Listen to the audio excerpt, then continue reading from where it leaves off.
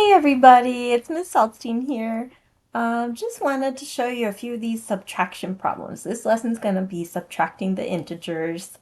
And just to remind you on our integer rule chart over here, um, with subtraction, we are going to change the problem to add the opposite.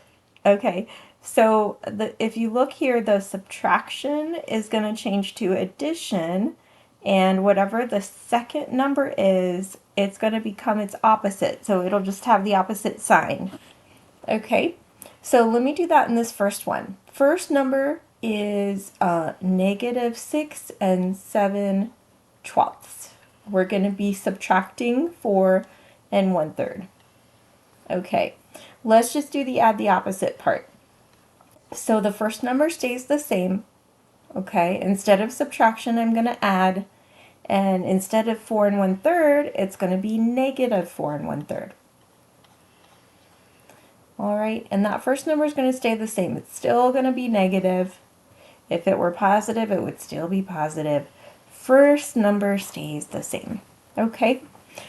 And then here, since now I'm adding two negatives, I'm over here.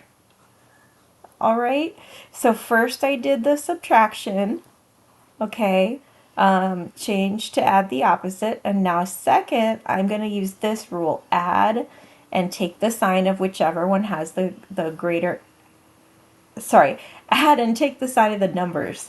So add and then it's going to be negative because they're both negative. Let's go ahead and add them, and I'm going to stack them up because I'm allowed to add the 6 and the 4 separately. That's 10. Okay, now let's look at the fractions. Unfortunately, they do not have a common denominator, which is a bummer. Oh well. But this one's not that bad because 3 can go into 12. That means 12 is a good common denominator. And the 7/12 I can just leave the way it is. And then I just have to think to myself, 3 times what would equal 12? 3, 6, 9, 12, that's 4.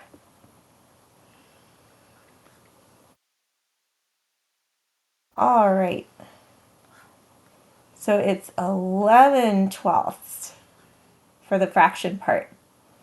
That means my final answer over here is going to be negative 10 and 11/12. Okay, because I was adding two negatives. So that's what's going to go in this little box over here, negative 10 and 11/12. Okay, this next one, it says, what is 8 minus 7 and 1/4? Okay, for some of you, you're just going to know that the answer is 3/4, and that's okay. Okay, how do you know that? Well, because these numbers are right next to each other on the number line. If you're taking away 1/4, then there are going to be 3/4 left. Okay, but let's say you didn't realize that. No worries. Here's what you can do. See if you can follow me here. I'm going to actually borrow from the 8. And since I have fourths that I'm taking away, I'm going to borrow 1 and I'm going to call it 4/4. Okay, 4/4 is 1, so I'm borrowing 1. Okay, it just looks funny because I wrote 1 as the fraction. 4/4 minus 1/4 is 3/4. Let me move this. And then 7 minus 7 is 0, so I don't write anything.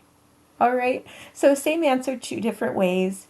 One way is by borrowing, the other is just, the answer just popped into my head. Thinking about that number line. You can think about pizza if you want. You have 8 pizzas, you take away 7 and 1/4, you're gonna have 3/4 of a pizza left. Okay? Now, this is the last problem I wanted to show you, and for this one I'm going to use some properties of math. So the two properties that I'm going to use are the commutative property and the associative property. And these you've known for a long time. Commutative property is like the word commute when you drive to work or school, which we don't have to do. Yay! And that's just saying that the numbers can move around when you're adding or multiplying. Okay. So, 4 plus 5 is the same as 5 plus 4. The associative property, this is when you have 3 or more terms that you're adding or subtracting. Sorry, that you're adding or multiplying. So this is for when you have 3 or more. Okay, and that's what we have here. If you look at this problem, we've got 18. We're going to take away 9 and 4 ninths. We're going to add 7 ninths, and we're going to take away 8. Okay, but here's the problem. The commutative and associative properties are only for addition and multiplication. I've got subtraction here. Okay, but if I do what I did a minute ago, which is add the opposite, then I could change all these subtraction problems into addition problems, and then I can, move them around, use the associative property to group some of them together. And that's what I want to do. Okay, so if I have 18, I'm writing it bigger, minus 9 and 4 ninths, plus 7 ninths, minus 8, I can rewrite all of those subtraction signs as plus the opposite, add the opposite. So this one, minus 8, is going to be plus negative 8. All right, let's move them around. I'm going to use a couple different colors here. Okay, so I'm commuting right now, and I'm going to move together the whole numbers. 18 plus negative 8. And then I can actually split up this fraction here, as long as I remember that both the 9 and the 4 ninths are both negative. Okay, the 4 ninths are negative with the 9. So here I can add the negative 9. Okay, and then I can group those fraction parts together. So I've got negative 4 ninths plus 7 ninths.